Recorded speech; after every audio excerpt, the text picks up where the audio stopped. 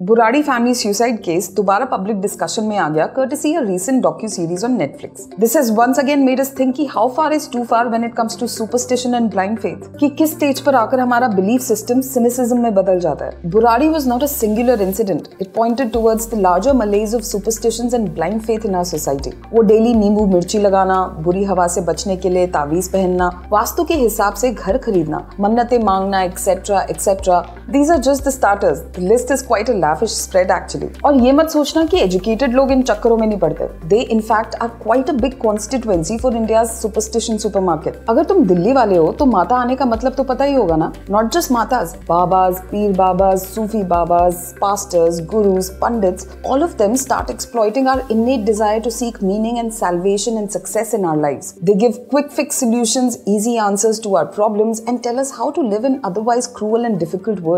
और ऐसा करते करते हमें पता ही नहीं लगता कि कब हम उनकी हर कही को आंख बंद करके मानने लगते हैं without even questioning. It is for the same reason that celebrities like Sunil Shetty, Rajkumar Rao, Ayushmann Khurrana and others added extra letters to their names. Or certain filmmakers like Rakesh Roshan or Karan Johar always started their film titles with the letter K. Why Sachin Tendulkar always wore his left pad first. Why Steve Vai used to carry a red handkerchief given to him by his grandfather in his left pocket. And then there is this universally unlucky number 13. Some of the 80% of high-rise buildings around the world lack a 13th floor, airports a 13th gate, and planes a 13th aisle. See, I'm not disrespecting anyone's belief, but it's necessary for us to realize when faith becomes blind faith. Yes, everyone believes in some faith or the other, and even not believing in anything is a belief, right? And we're all trying to make sense of this world with the difficulties and problems we encounter. Maybe it's this gap between spirituality and religion where superstitions and blind faith thrive. And they thrive to such an extent that the business is scaling new heights. Akshay Tritiya is a fantastic example of the great Indian superstition industry, which may be worth several $1 billion.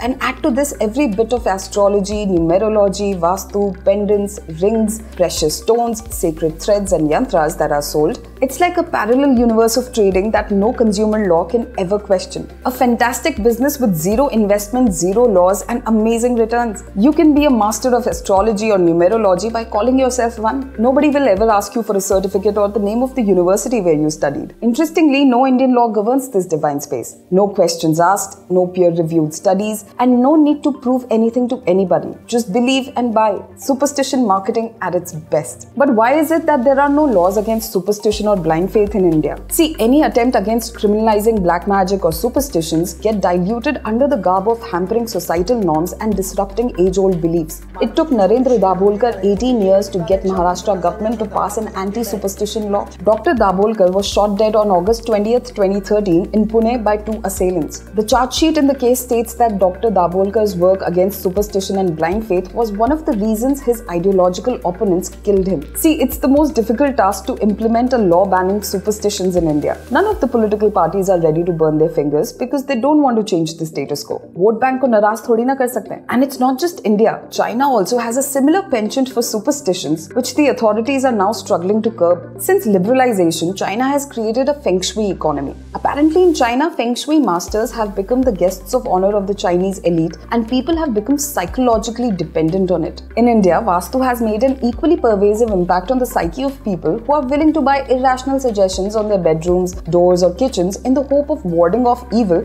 or inviting prosperity. एक बार इन vastu expert से पूछना क्या इनके पास civil engineering या architecture की degree है? कहाँ थे ये एक्सपर्ट्स कंस्ट्रक्शन बूम से पहले? क्या ये स्लम्स में रहने वालों को भी वास्तु एडवाइस देते हैं? या फिर ये अपनी एक्सपर्टीज का इस्तेमाल लो कॉस्ट हाउसिंग प्रोजेक्ट्स में भी लगाते हैं? क्या गरीब लोगों को गुड लक और प्रॉस्पेरिटी की जरूरत नहीं है? You know, a Reuters report on China said that there had been an explosion of superstitious belief in the country along with the nation's economic boom, which the Chinese authorities attributed to a desire for reassurance in an increasingly complex world. Wow. So just like China, experts say that there seems to be a link between rise in superstitions and economic growth in India as well. As they say, money begets more money. And a little bit of superstition is a great reassurance when uncertainties grow in our lives. And there's nothing much we can do about it as well. Because to be honest, superstition marketing is everywhere. Just look around. It feeds on our fears, need for validation, and the assurance that everything will be fine in the end. And this is what belief marketers have gotten very good at exploiting. तो कोई solution है क्या? Well, I thought of a few.